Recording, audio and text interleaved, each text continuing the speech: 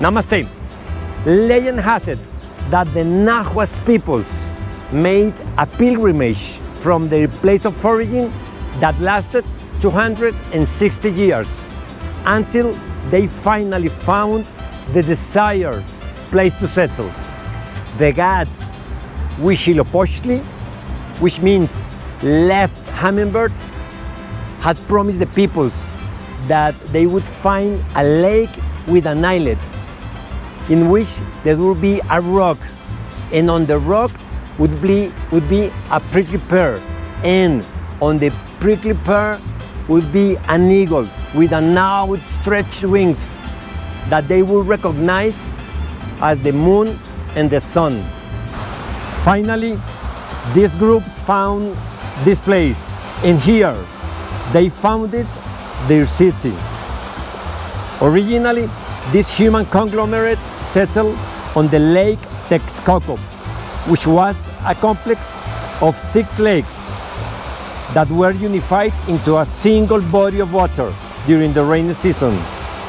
Today, this lake complex is basically extinct due to a drying process that began after the conquest of the Spanish, which led to the modification of the city's climate and an ecological disaster of great proportions. Although there is no certainty about this foundation, it is calculated at the end of the 13th century and the beginning of the 14th century. Its foundation is attributed to the Mexicas peoples, who have been erroneously called Aztecs, which were another people originated from this region, but essentially different. Around the year the 1500, after the discovery of America, the Mexicas were the most powerful people in Mesoamerica, and Tenochtitlan, a city comparable to the most important in the world. The Spanish conquerors were amazed by this wonderful city and the great size of the Mexica capital, which had a high degree of social, political, and economic organization. At that time, the city was a kind of Venice, with 100 canoes sailing from one place to another on a normal day. It was a symmetrical city made up of autonomous neighborhoods, abundant markets, which had about 50 buildings, something never seen by the conquerors in these lands before. When Hernán Cortés, the military leader who commanded the conquest of the region, arrived in the city, he was received triumphantly by Moctezuma, the last Mexica ruler, who believed that he was the god Quetzalcoatl, who, according to legend, would one day return from the east. Moctezuma hosted Cortés in his palace and treated him as a guest of honor. And soon, Moctezuma was captured by Cortés without offering any resistance, which would soon lead to the fall of the city. After the War of Independence, Spanish rule came to an end in 1821. The loss of this precious jewel would deal a fatal blow to the economy of the Spanish Empire, from which it would never recover. Since then, the strength of this city has been the epicenter of the great political, economic, and social events of this wonderful country.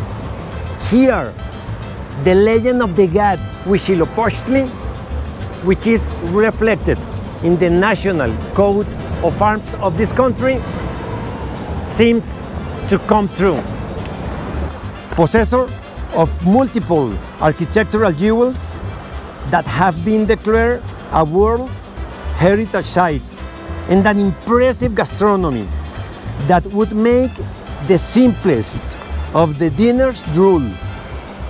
Today, this city is considered in the international context of globalization as an alpha city. It is the most populous city in the Spanish-speaking world, with a metropolitan population close to 22 million inhabitants, and of course, the most populated city in the American continent.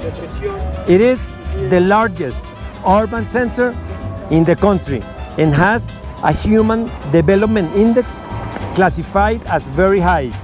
It contributes to the country about 30% of economic growth.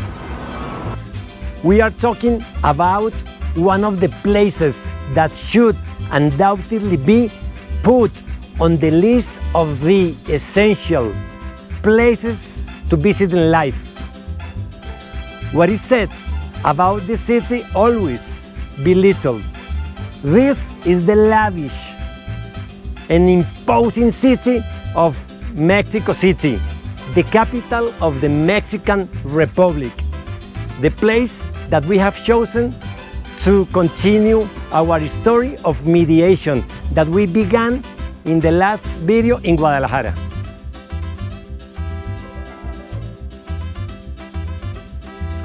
Making an analysis of a conflict of such magnitude as this would be impossible just to make it in a couple of minutes.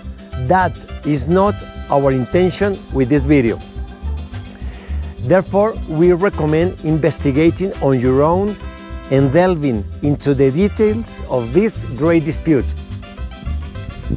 With this case study, we only intend to illustrate a couple of ideas that can help you in future conflict negotiations.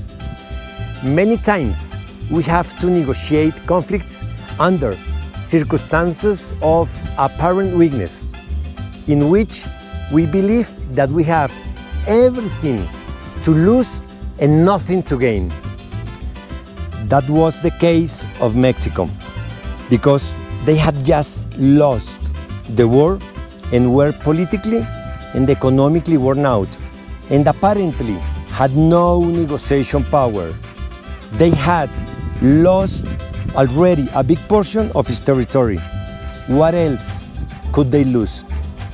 In these circumstances of apparent weakness, it is worth to propose and design strategies as if we were winners. The worst we can get is a no for an answer. In conflict situations like the one mentioned, it is highly recommended to structure several negotiation scenarios in which we start by asking for a large concessions, and only if those are rejected, we continue with secondary or smaller requests. This will make our negotiation peer think that we have given up quite a bit and are likely to get more than we would have thought before starting the negotiation. In conflict, high complexity situations, it may happen that we negotiate only taking into account our current or present situation regarding assets or liabilities. But sometimes we forget that the future is full of infinite possibilities and probabilities. In our case study, Mexico was primarily interested in ending a war and beginning a new period of stability and peace that the entire country demanded. In the negotiation of our complex conflicts, we must put on the negotiation table not only the present situations or the near future. We must also be very creative and think of alternatives that will generate benefits 30 or 50 years from that moment, or even a century. Or better yet, how about thinking in benefits that will obtain beyond our own existence. The finest sunlight or moonlight wherever you are in this lovely planet.